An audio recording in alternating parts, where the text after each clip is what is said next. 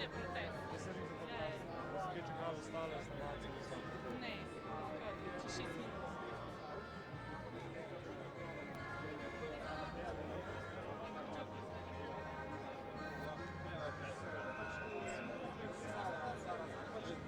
On je rekel, da bo sprašila pa čelopča.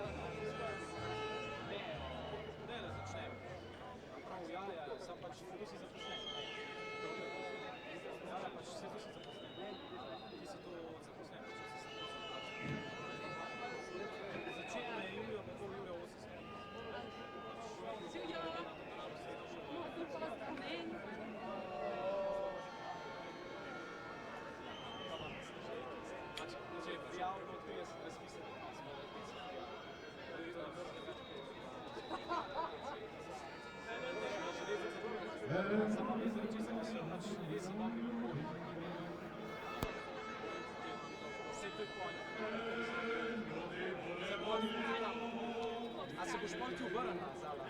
Šta sta tukaj? Pa jaz pa sem sam ne moram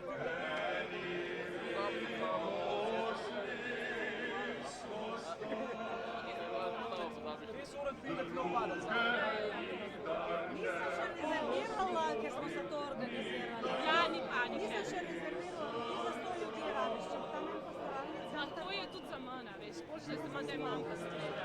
Zdaj pa bomo pa smrti, da za te postavljalnice. Ok, si slišala, pa slišala. Predvsem, da smo danes dali. Ja, ja, ja.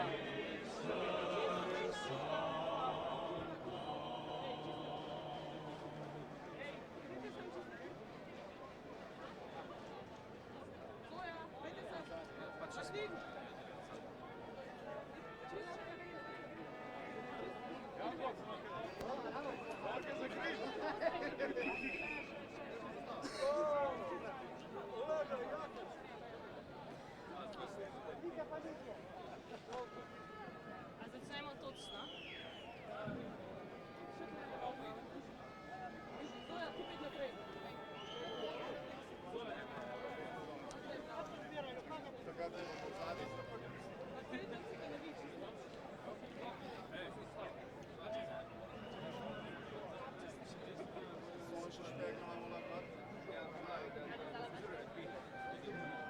Simona, ti mi povej, kdaj začnem. lahko.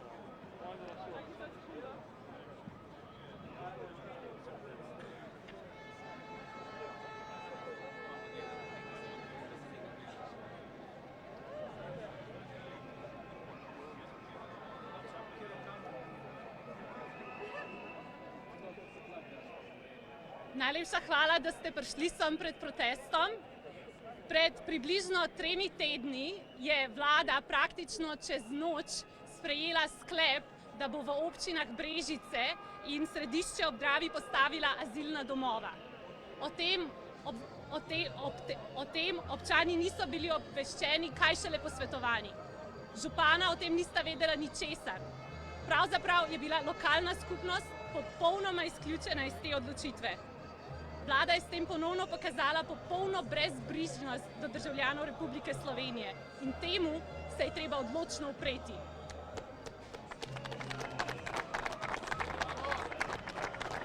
Zato sem začela z zbiranjem podpisov preko spletne platforme in v roku 2 tednov zbrala preko 11 500 podpisov ljudi, ki si želijo živeti v varni državi.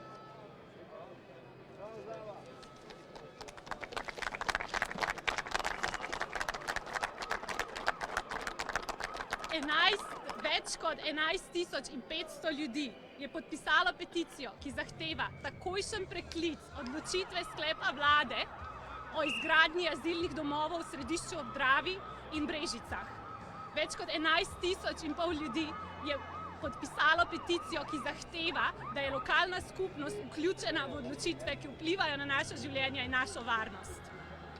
Zato bom tudi danes po končanem protestu vse te podpise osebno odnesla predsedniku vlade Robertu Golobu in srčno upam, da si bo vzel čas, prebral vse komentarje, ki so jih ljudje zapisali, pogledal vse podpise in se odločil, da prekliče to škodljivo odločitev.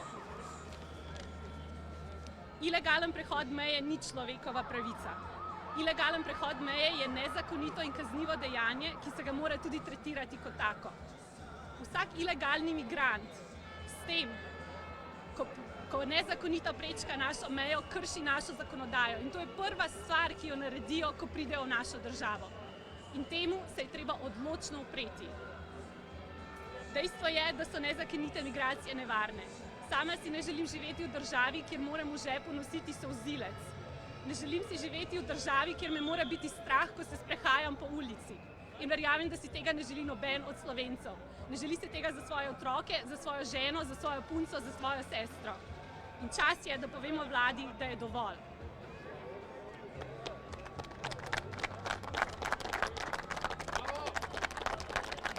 Če sami ne bomo poskrbeli za svojo varnost in nas Slovencev v svoji lastni državi postavili na prvo mesto, tega namesto nas ne bo storil nihče drug. Slovenija je po svetu znana po svoji varnosti. Ta segment življenja bo vedno bolj pomemben na vseh področjih.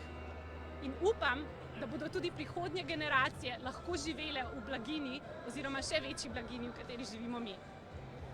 Zato sporočamo naslednje.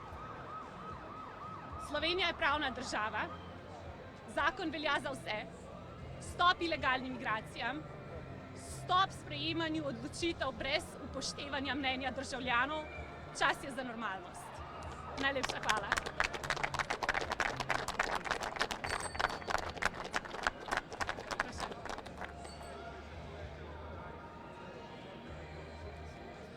Jaz srčno upam, da bo vlada to vzela resno. Zbrali smo kar 11 618 podpisov, to je praktično celoten stadion v Stožicah.